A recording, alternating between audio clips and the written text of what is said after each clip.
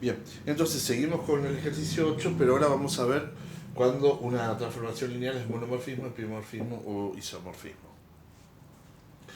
Y nos vamos a ayudar también del teorema de la dimensión, para no tener que hacer tantas cuentas. Entonces, por ejemplo, cuando planteamos esta función, le calculamos entonces primero el núcleo. Y el núcleo vimos que df era simplemente el generado por el cero. Bueno, cuando el núcleo es el generado por el cero es que estamos ante un monomorfismo, ¿sí? Y directamente. Es la única situación. Así que simplemente hay que ver el núcleo y que el núcleo sea cero. Nada más que cero. Ahora bien, monomorfismo también implica la inyectividad. Que eso es también interesante. Pero solamente en el contexto de las transformaciones lineales. Bien. Entonces, esta función ya está, es claramente un monomorfismo. Ahora, por ejemplo, cuando calculamos la función, que la llamamos f2, x más y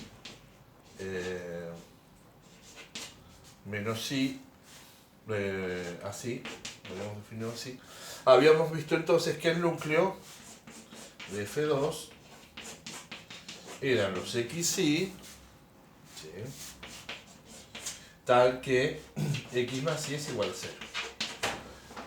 Entonces, simplemente verifiquemos que no estamos, que este conjunto no es el conjunto nulo, ¿sí? Acá hay algo más que el 0, 0, ¿sí? Claro, está el 1, por ejemplo, el 1 menos 1, el vector 1 menos 1 verifica. Bien, entonces esto no es el conjunto que tiene solamente al 0, entonces ya no es un monomorfismo, ¿sí? Bien.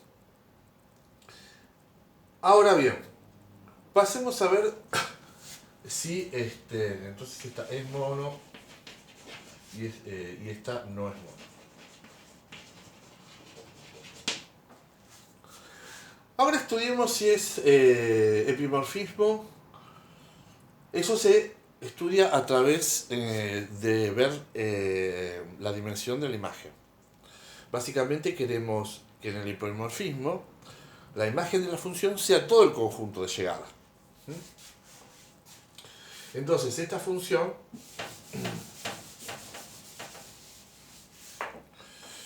f va de R2 en R2. Queremos entonces que toda la imagen sea R2. ¿Cómo calculábamos la imagen? Aplicábamos a la base canónica, le aplicábamos la función y esto entonces nos llevaba al 1, 1 y esto nos llevaba al 1 menos 1. Con estos dos vectores entonces lo que vemos es que generamos la imagen, ¿no? Entonces habíamos dicho que la imagen de f es el conjunto generado, en este caso por el 1, 1 y el 1 menos 1. Y habíamos dicho, razonado, que esto era todo R2. Ah, bueno, entonces si es todo R2, entonces estamos ante un epimorfismo. Esta es epi. Bien. En cambio, la otra función que estamos analizando, la f2, entonces vemos que esta es epi. f2, x más y, 2x más 2y. Cuando nosotros hacemos f del 1, 0 y f del 0, 1, en ambos casos nos da el vector 1, 2. Entonces habíamos dicho que la imagen de f2 era generado por estos dos vectores. Pero los dos son iguales, así que generan lo mismo. Por lo tanto, era generado por este solo vector. Este solo vector entonces me genera algo de dimensión 1. Y yo estoy, f también va, f2, también va de R2 en R2. Claramente entonces no me genera todo R2, apenas me genera una recta de R2. Luego no es epi. Bueno. Y ahora entonces analicemos el caso de ser isomorfismo. Para hacer un isomorfismo, primero la dimensión del conjunto de llegada tiene que ser la misma que el conjunto de partida, eso lo vamos a ver. Pero bueno, la definición de isomorfismo es que es monomorfismo y epimorfismo. Entonces ya habíamos visto que esta función habíamos dicho que es mono y es epi. Por lo tanto, directamente es un isomorfismo. En cambio, esta habíamos dicho que no es mono y ya está. Si no es monomorfismo, no va a ser isomorfismo. Así que no hace falta ver, pero vimos que no es epi. Cualquiera de estas dos, con cualquiera de estas dos, puedo decir ya directamente que no es iso.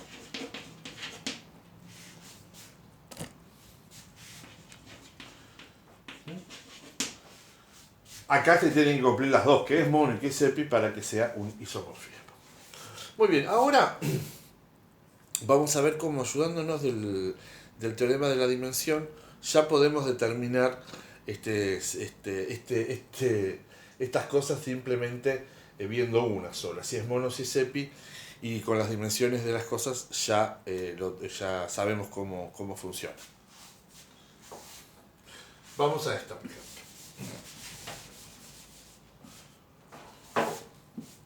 El teorema de la dimensión dice que, entonces, si yo tengo la dimensión del conjunto de partida, que es el dominio de la función, se divide en dos, ¿sí? Entonces, la dimensión, en este caso, vamos a llamarlo dominio, ¿sí? Del dominio de f, se divide en dos. La dimensión del núcleo de f, que es lo que se queda siendo 0, más la dimensión que se usa para llegar a R2, que es la dimensión de la imagen. Entonces más la dimensión de la imagen de f. Que obviamente no se puede pasar nunca de este conjunto, de la dimensión del conjunto de llegada, porque la imagen es algo que está adentro, ¿sí? Escribámoslo, adentro de esto está la imagen de f, adentro de esto está el núcleo de f. Bueno, entonces en este caso, si es un monomorfismo, por ejemplo, es porque el núcleo tiene dimensión 0, porque solamente tengo el 0. Entonces ya sé que esto es 0. Luego, estoy partiendo de R2, la imagen del dominio de f, el dominio es R2, entonces esto es 2. Luego, no le queda esto otro que por la ecuación, que es ser 2. Entonces, la imagen tiene dimensión 2. Pero uso espacio de dimensión 2 dentro de R2, ¿qué es? Y es todo R2. Entonces, sabiendo que era mono, y con el teorema de la deducción, encontramos que es un epimorfismo, que la imagen es todo R2. Y así ahora podríamos razonar también al revés. Supongamos que yo no sé si es monomorfismo, pero sé que es epi. Entonces, ¿qué es lo que sé? Ser epi significa que la imagen es todo R2, o sea, la dimensión de la imagen es la dimensión de este conjunto, el conjunto de llegada, que en este caso es 2. ¿Y de dónde salgo? De un espacio de dimensión 2. Entonces, ¿qué le queda al núcleo? Y no le queda otra que ser 0. Si es 0, quiere decir que solamente el único espacio de dimensión 0 es el que está formado por el 0. Y bueno, si el núcleo es 0, entonces es un monomorfismo. Entonces, ahora vamos a ver otros ejemplos y ya nos vamos a estar ayudando del teorema de la dimensión.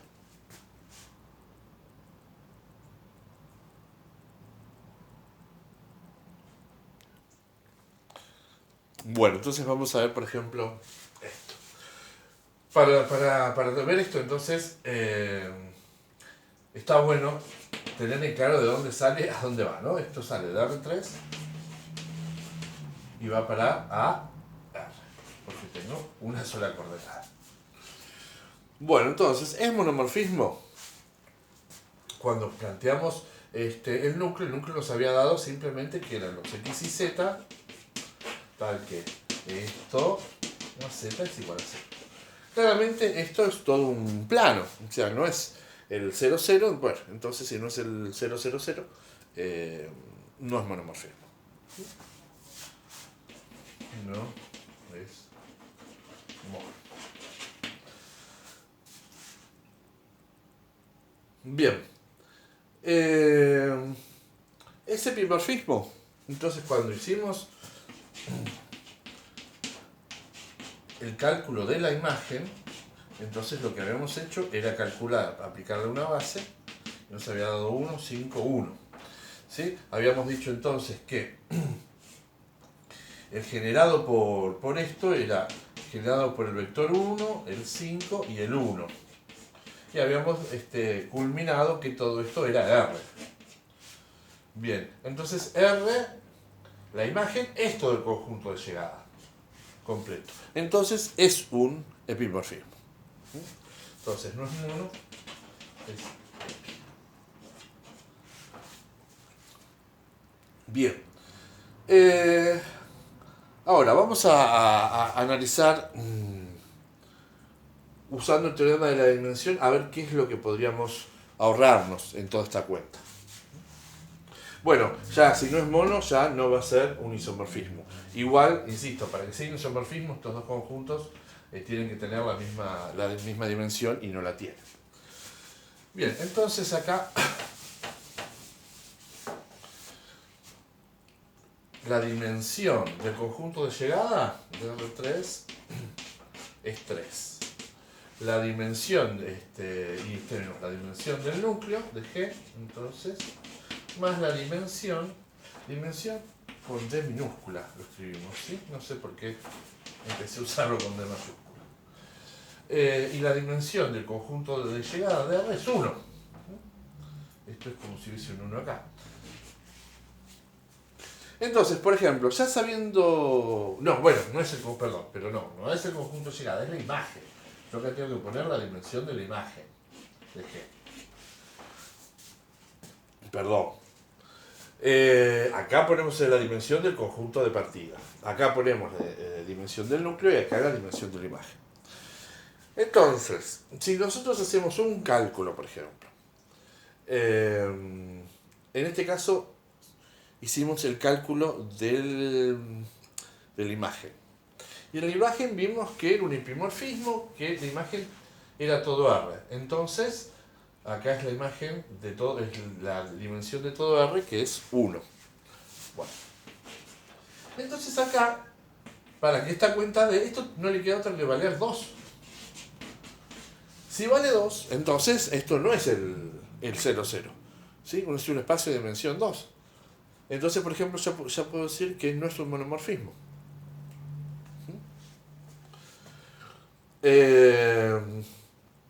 Y en este caso, no en todos los casos, pero en este caso también se puede hacer un análisis al revés. Nosotros habíamos visto que esto era un plano.